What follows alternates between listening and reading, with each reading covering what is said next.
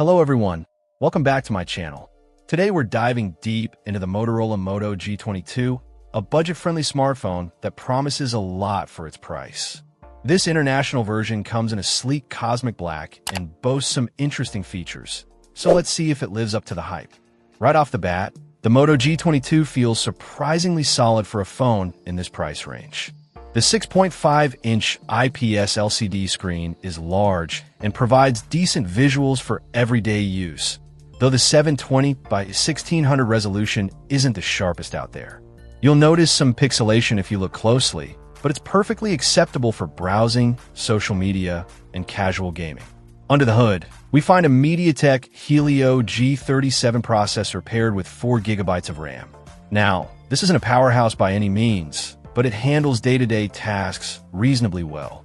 Don't expect to play demanding games at high settings, but for general use, it's surprisingly smooth. The 128 GB of internal storage is a welcome addition, and you can even expand it further with a microSD card, which is always a plus for storing photos, videos, and music. The camera setup on the Moto G22 is quite versatile. It features a quad-camera system on the back, headlined by a 50MP main sensor. While megapixels don't tell the whole story, it's capable of capturing some decent shots in good lighting conditions. The other lenses include an ultra-wide, a macro, and a depth sensor, offering some flexibility for different shooting scenarios. However, low-light performance is where the camera struggles, so keep that in mind. One of the standout features of this phone is its massive 5,000 mAh battery. This easily lasts a full day, even with heavy usage, and you might even get 2 days out of it with moderate use. This is a huge advantage for those who are always on the go. Software-wise, the Moto G22 runs on Android 12, offering a clean and near-stock Android experience. This means minimal bloatware and a smooth, responsive interface. It's a refreshing change from some other budget phones that come loaded with unnecessary apps. Now, let's talk about compatibility.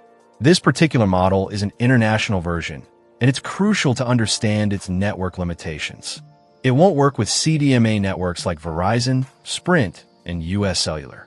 So, if you're in the US, double-check compatibility with your carrier before purchasing. It supports GSM networks and various 4G LTE bands, so it should work with most GSM carriers like T-Mobile and AT&T. It's also a dual-SIM phone, which is handy for those who travel internationally or want to separate work and personal numbers. Overall, the Moto G22 offers decent value for its price.